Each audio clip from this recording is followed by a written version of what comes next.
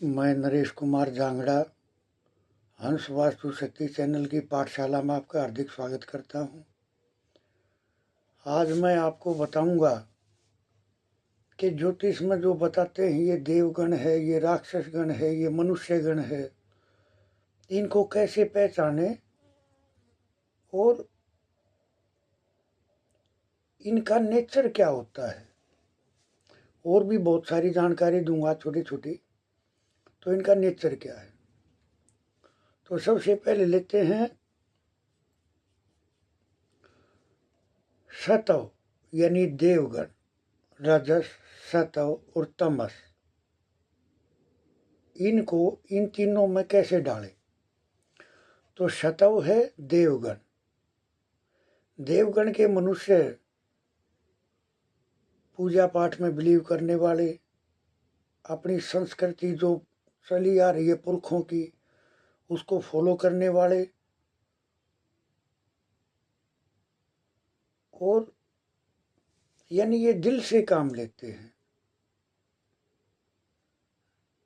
जो देवगण है वो हमारा एक तरह से हमारा हार्ट है।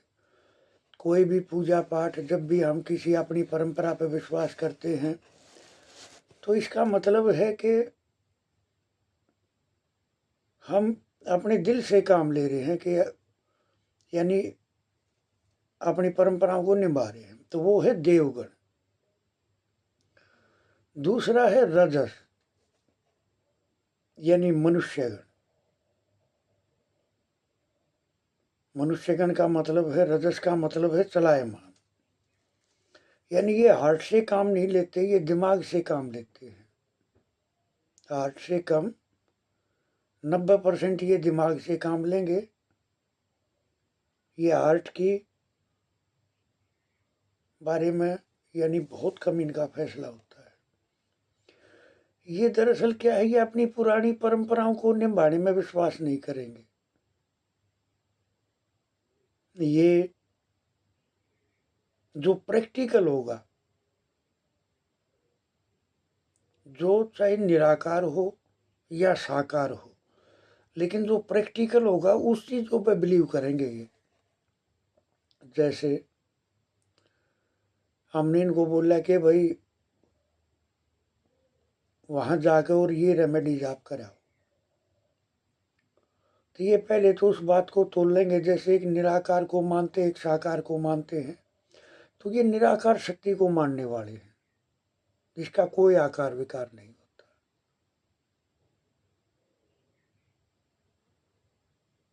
करेंगे जैसे उदाहरण के तौर पे, अगर देवगण वाले मनुष्य से कोई बोले कि जी मेरे को 1000 रुपए की जरूरत है, अब उस देवगण वाले के पास रुपए ही 1000 हैं, तो वो दिल से काम लेगा, वो उसको पकड़ा देगा। भाई पहले तू अपना काम चला, फिर देखेंगे हम। तो मनुष्य गण वाले ये है, रजस वाले, कि ये पहले पूछते हैं क्या काम है, ये उसकी तय तक जाएंगे। जब इनका दिमाग ये बोल देगा कि हाँ ये इस मदद के लायक है, तो फिर उसमें से जो अपना खर्चा होगा उसको निकाल के फिर ये देंगे। यानी ऐसे नहीं देंगे, पहले प्रैक्टिकल करेंगे उसके बाद में देंगे। फिर है तमस यानी राक्षस गण। यानी नहीं पूजा पाठ को मानते, नहीं निराकार को मानते, ये है राक्षस गण के आदमी। अब इनकी शरीर की बॉडी के पार्ट से कैसे हम देखें कि ये कौन से गण का है, ये कैसा है। जैसे बॉडी पार्ट को देखते ही कैसे पहचाने कि ये बंदा किस तत्व का है। तो देखो, अगर बुध की उंगली से, यानी ये जो छोटी उंगली है हमारी, ये छोटी उंगली, ये बुध की उंगली बोली जाती है, और ये है मंगल की और शुक्र की अंगूठी इसी में पहनते हैं, यानी अपनी रिंग फिंगर। अगर ये बड़ी है बुध की उंगली से, तो बंदा देव एलिमेंट का है। आप ये पहचान कर सकते हैं। ये दिल से इमोशनल होकर काम करेगा, रिश्ते को निभाने की कोशिश करेगा, बेसोचे समझे भी वो निभाने की कोशिश करेगा अपना जो भी रिश्ता है। अब है, अगर पहले पोर तक है, अगर ये उंगली छोटे वाली अगर इस उंगली के पहले पोर तक, जैसे मैं अब ऐसे करूं, तो ये जो है ये मनुष्य गण की हो जाएगी। और अगर इस पहले पोर से भी अगर छोटी है तो फिर ये राक्षस गण के हो जाते हैं। ऐसे आपको इनको पहचानना है, ये इनकी पहचान है। और इस तरह से आप बंदे के बॉडी पार्ट को देख कर आप पकड़ सकते हो कि ये क्या है। अब देखो, एक वास्तु एक्सपर्ट को भी और एक आम आदमी को भी वात, पित्त और कफ, इनकी जानकारी होना बहुत जरूरी है।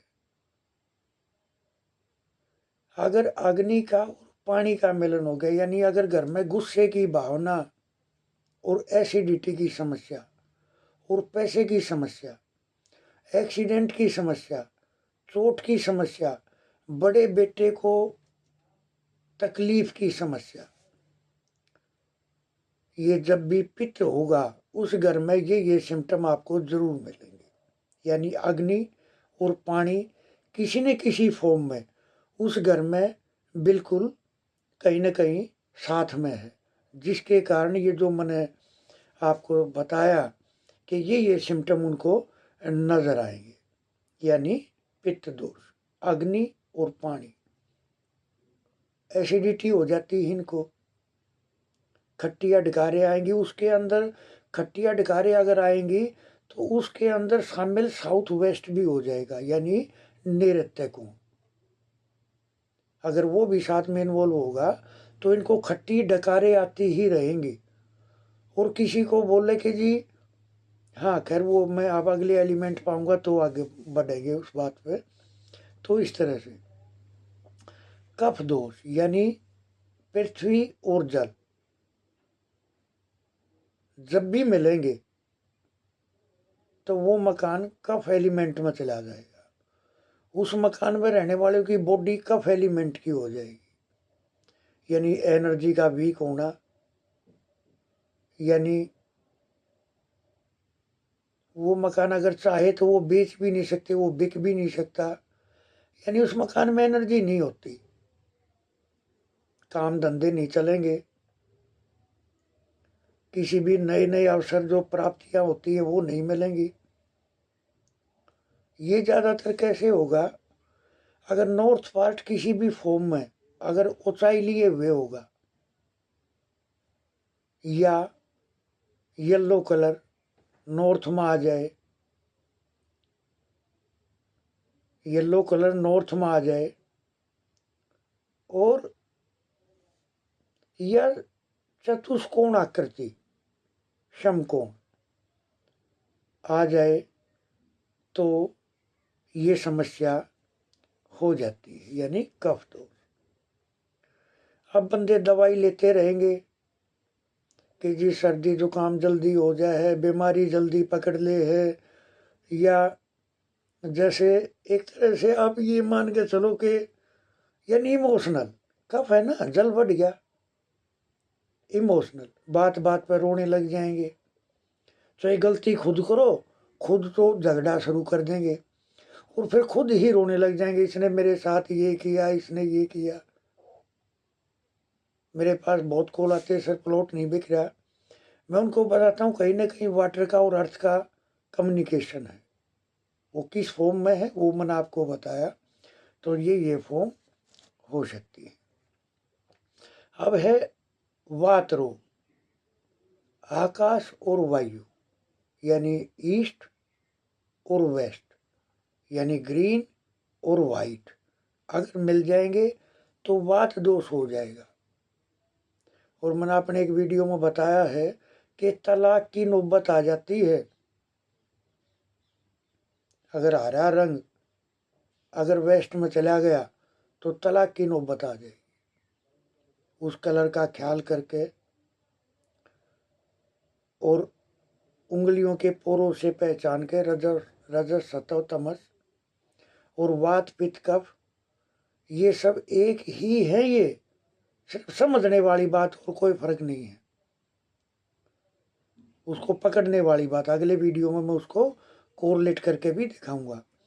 अगर गलती से ये कलर अगर हो भी रहा हो तो क्या करे, तो कोशिश करे उसको बैलेंस करने के लिए अपने एससी पार्ट में माता दुर्गा का फोटो लगाए। इससे ये जो डिवोर्स तक की जो नौबत आ रही हैं वे आपकी दूर होंगी और आपको उन कष्टों से मुक्ति मिलेगी। एक देखिए, मैं एक बात बताऊंगा, आपने जैसे अपनी पुस्तकें पढ़ने लग रहे हो, इनको कभी भी खुला नहीं छोड़ दे। जैसे किताब पढ़ रहे हैं और फिर खुली छोड़ दी तो इससे क्या होगा कि हम सब्जेक्ट भटक जाएंगे। यानी जो हमारी पावर है ग्रहण करने की क्षमता कहाँ है, W3 सुग्रीव एनर्जी फील्ड, वो ग्रहण करने की क्षमता है। और आगे तक ले जाने की क्षमता कहाँ है, 2 आरिक के पास। मैंने अपने एक वीडियो में बताया था, वहाँ जो भी रखोगे वो दोगुना हो जाएगा। दवाई रख दी तो पीढ़ी उधर चलती रहेगी वो। यानी जो भी, जैसे अगले एनर्जी फील्ड ने, क्योंकि एक क्षमता का यानी ग्रहण करने की क्षमता है ना, अगर वो एनर्जी फील्ड बैलेंस है तो बंदा ग्रहण करेगा। और अगर 2 आरिक एनर्जी फील्ड डिस्टर्ब हो तो ग्रहण तो करेगा लेकिन बंदा उसको स्टोर नहीं कर पाएगा, वो ड्रेन हो जाएगी। तो इस तरह से एक इसमें क्या है, एक मेरे को एक सब्जेक्ट से हटके एक मेरे को चीज नजर है, खैर हटके तो नहीं है, कि जो अपनी चक्की रखते हैं, जैसे हम अपने गांव में या अपनी अपनी चक्की आटा पीसने के लिए घरेलू, उसमें जयपुर का पत्थर कभी नहीं डाले। कैंसर का जो बढ़ावा है वो जयपुर के पत्थरों के कारण है। वो मिलेगा किसको वो पत्थर, वो भी एक एनर्जी का गेम है, वो उसको दिलाएंगे वही, क्योंकि वो बीमारी बननी है। अगर आपने उसकी काट करनी है तो आप जयपुर के पत्थरों से पिसा हुआ आटा कभी नहीं खाना चाहिए, क्योंकि वो कच्चा पत्थर है। जब आटा पिसता है तो उसके साथ में पिसता है वो पत्थर, जो कहीं ना कहीं हमारी बीमारी बढ़ने का मेन कारण है। एक आज के इस युग में राहु और केतु, शनि और शुक्र, ये 4 ग्रह अगर बैलेंस हैं किसी तरह से भी, तो आप ये मान के चलो कि सब कुछ बैलेंस है। अब क्या करना चाहिए, एक रेमेडी देता हूँ। अगर राहु केतु को शांत करना है तो काम वाली बाई को जीरे का दान करें। इससे राहु केतु की एनर्जी बैलेंस हो जाती है, वे दोनों बैलेंस हो जाएंगे। इसको ऐसे करना चाहिए। एक मेरा विचार है कि ये जो रेमेडीज की जो क्लास है, इसके साथ में मैं गिफ्ट में एक ऐसी इंटरनेशनल न्यूमरोलॉजी का पार्ट पेश करूंगा। गाड़ी है, मकान है, दुकान है, फ़ोन नंबर है, अकाउंट नंबर है, या जो भी है वो सब आप कोरिलेट करते चलोगे। ये गिफ्ट प्रेजेंट होगा। उस पार्ट की जगह पर जैसे मेरा इरादा था कि रोज की 4 या 5 रेमेडीज देने का। और साथ में अगर आपके फ़ोन आएंगे, अगर आप बताओगे कि 5 से 6 रेमेडी लेनी है, अगर साथ में अगर हम ये इंटरनेशनल अंकों का खेल अगर हम सीखना चाहेंगे, इच्छुक होंगे, तो रेमेडी फिर आधा पार्ट रेमेडी का होगा, आधा पार्ट इसका होगा, वो आपकी चॉइस होगी। और जैसे भी आप बोलोगे, रेमेडी वे होंगी जो वर्क करेंगी। खैर, ये हंस वास्तु शक्ति चैनल ये आप सबका है। मैं एक अनुष्ठान कर रहा हूँ इस चैनल के जरिए। आप बीच में आहुति डालने का कष्ट करें, आप बीच में आहुति दें, अपना योगदान दें, प्रकृति का सहयोग करें,